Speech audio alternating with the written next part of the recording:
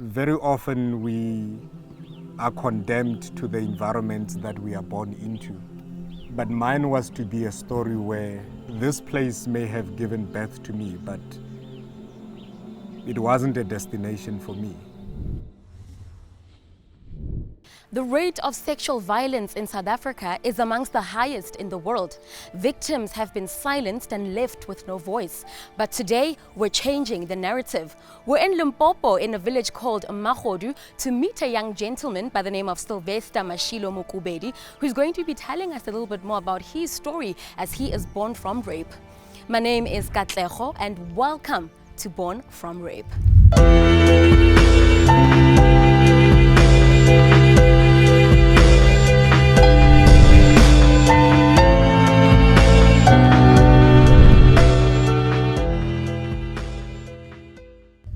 So Sylvester, tell me a little bit more about yourself, especially as a young child growing up in the streets of Magodu. So I was born in 1984 in these very streets.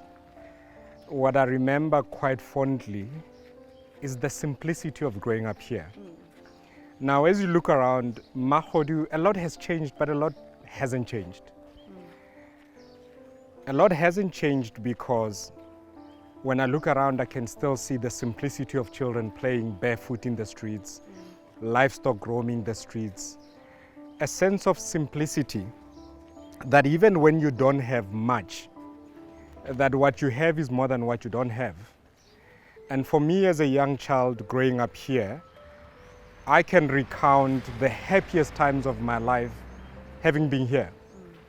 I look back with fond memories at growing up here because I was allowed to be a child who can be as mischievous as children typically are. And that was fine. What I also fondly remember about growing up here is how much love there was in my household. I grew up under the guidance of my grandmother, my late grandmother, who I called Bumma, because she raised me when my mother wasn't around. And growing under her guidance, what I remember is that even as I was naughty as a child, that the discipline from my maternal family had love. So there was love in discipline. At no point did I ever think that I was being abused. Instead, I was being corrected. I was being shown the right way of doing things. So I look back with the fondest of memories. Take me back to the fondest memories, particularly with your granny. And what type of a child were you? You know, were you the naughty type or were you the disciplined type? And maybe some of the things she would do just to make sure that she puts you on the right track. I was naughty. I was naughty. I remember, if you look back to where we just came from, the front opposite of my grandmother's house is a tavern or a shebeen. And I can remember imitating dogs, barking dogs, you know. So you would typically find people who were coming from the shebeen drunk and so on. And I would chase after them, you know, imitating a dog. But there was this one time where my imitation went horribly wrong because this gentleman happened to not be as drunk as I thought he was. And chasing after him and barking and crawling as a dog, he gave me a beating with a belt. But it was the simplicity of the times that I grew up under. My grandmother was quite a disciplinarian. I mean, she had 5 children that she raised all by herself. She lost her husband in 1983 and had to take care of her 5 children as well as 3 grandchildren at the time. I look now, my grandmother has been late for about 7 years, and I look now at her children and where they are in life and what they have achieved. And if one uses material as a yardstick, they have achieved beyond the norm. Her children all had the opportunity to go to university, which in this village was a rarity and still remains a rarity to this day. I want to find out a lot more about you, but right now we're going to, take a little short break and we're going to get into some of the deep things that you have experienced as a young man and particularly why we're here today. So let's go take a short break and we will see you after the break.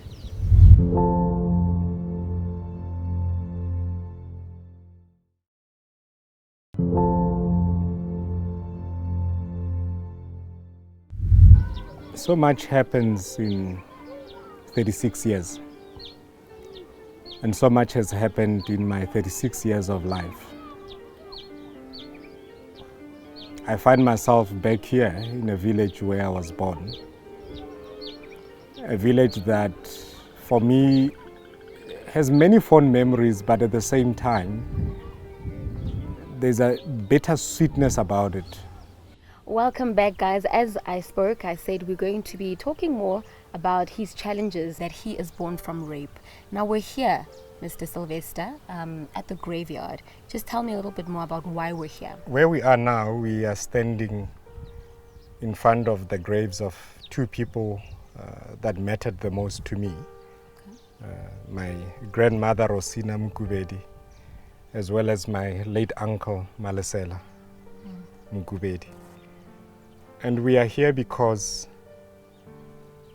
over the past sort of 8 years, I would come here as a way to reflect. You know, I know oftentimes, particularly for Renabatwabat, when you come Komabitle, Matwanagana Dulota, Badimu, and so on. But I come here really as a place of solace, a place where I would come and pour my heart out, you know, just talking to my grandmother as though she would hear me, because I don't think many people realize just how much she meant to me and how much her passing on affected me. Yeah. Now, you were born from rape. Yes. But not only that, you were also sexually assaulted. Yes. Take me through on that journey. So when I was a young boy, at about the age of 9 years old, I was sexually molested by a family member. And as young as I was, I knew that what he was doing was not right. I never told anybody about it. He would touch me inappropriately. And as much as I was young and didn't necessarily have a sense of, you know, what sexual violation is, I knew that what he was doing was not right. Did you ever get to speak about it? Only last year did I have the courage to tell my mother. But he wasn't the only one that sexually violated me. There was an old man that used to travel on the same bus that I would travel on to school. And once a month or so, he would travel on the bus to go to town to get his pension. And once again, he would inappropriately touch me and want me to touch him as well. And for my silence, he would give me money.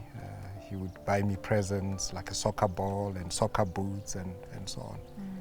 Now, as a child going through that, what was going through your mind? For me, at the time when all of these things were happening, particularly with the older man, you know, he was a grandpa, I had mixed feelings because I looked forward to getting the presents, but I did not enjoy what it meant for me to get the presents. Having my childhood stolen from me,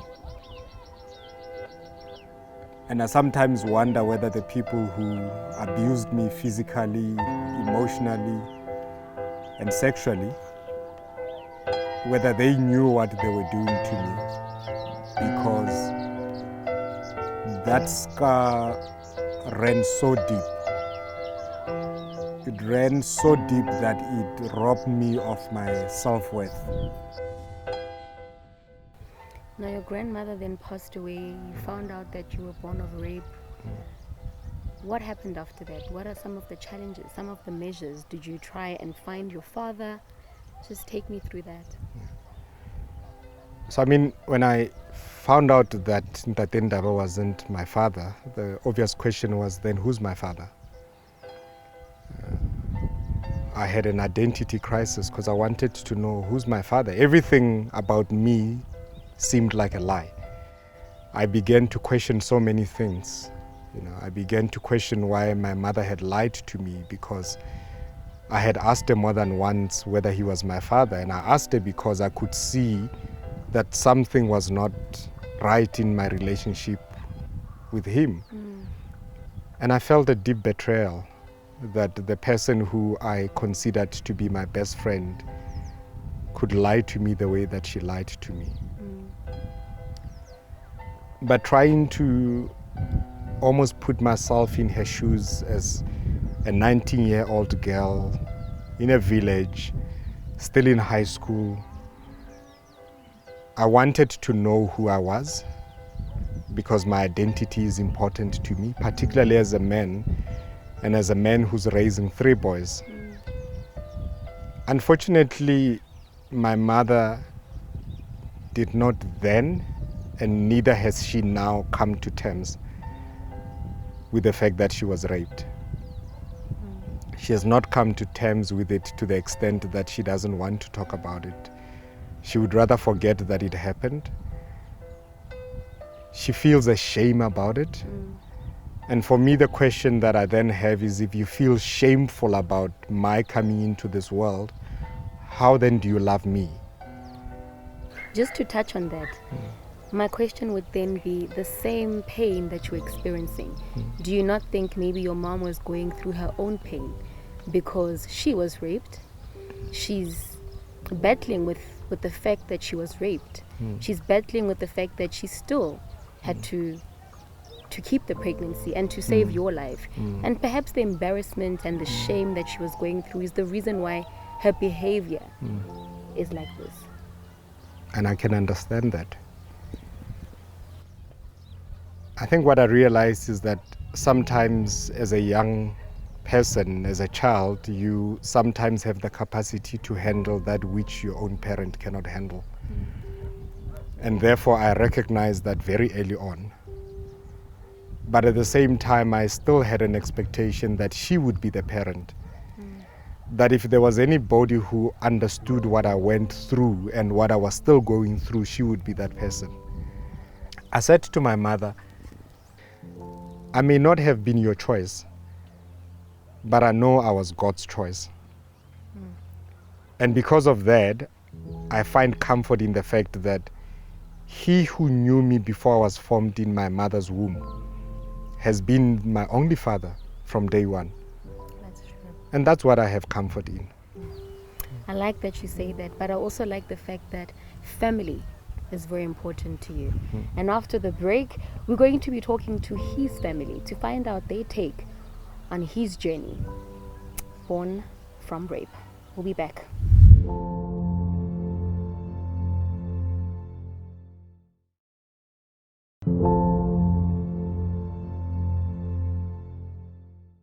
There's an important role that as communities, as family members, we play. You know, it takes a community or a village to raise a child. Raising boys to be good men is one of the projects that Sylvester is passionate about. We're here at the Character Company in Krugersdorp to find out more about what exactly does he do, as well as what his goal is and role is here at the Character Company. Let's go check it out. My name is Yaku and I'm the dad and the founder of the Character Company. The Character Company is a long-term mentorship program for young boys that are growing up with absent fathers or who have no positive male role models in their lives. Currently, 67% of children are growing up in single-parent homes, and our experience over the last 8 years, 4 out of 5 boys do not have a positive male role model in their lives. So that's what we do. We raise boys to be good men, and we have loads of fun doing it, but essentially it's taking boys into the program, full-time mentorship, which means we have dedicated mentors that are trained and vetted and screened, and we see them once a week. We do activities, and then we camp a lot with them, and it's just to be in that space with the boys, to help them to understand that someone's there for them, that's going to walk this road with them, and for us as men just to pitch up and kind of just guide them through this process. So essentially the Character Company was started in 1971 when I was born. I'm the product of a house with an absent father, and the impact for a young boy growing up with an absent father is quite massive. We don't understand it at the time, but as you grow older, it becomes something that's quite significant. And so as an organization, we were formed in 2013, and part of that was just looking at my own life and trying to figure out, what is all this stuff? I mean, all this baggage I'm carrying around, all this, the issues I'm dealing with, why is it there? And so as I started unpacking that, I realized that a lot of that comes from the fact that there wasn't a positive male role model in my life. There wasn't a dad that was walking a journey with me in this process and guiding me through some of the stuff that I really need to know. Essentially, a young boy, especially between the age of 5 and 10, has got one question. The most important question at that stage is, do I have what it takes? If your dad don't answer that, it means that you keep on walking around with that question the whole time.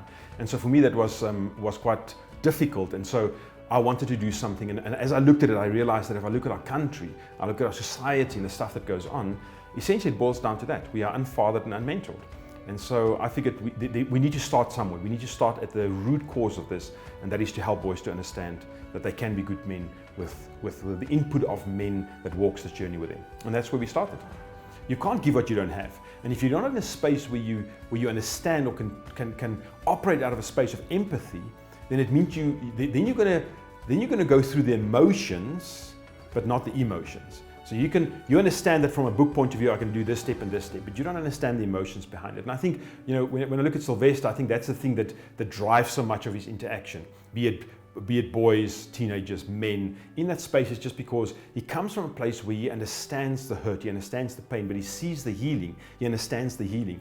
And it's when we give, out of that space of giving, of course, my life gets put in perspective, because I'm interacting in that moment. I see some stuff, and then out of my brokenness, I get to give something, and in that I find the healing. Working with men and boys gives me fulfillment. We need to make sure that as a society, all these fatherless boys, and there are many, that they do have a father figure, that we can be father figures. That if we are uncles to children who we know that their fathers are absent for whatever reason, that we can take it upon ourselves to step in the gap. And it is a call that I'm making to other men to step up. Today has been quite emotional, but one thing that I've learned is that through darkness, there definitely is light, and healing is possible. My name is Katlego Matlapeng, and this is Born from Rape, and I am signing out.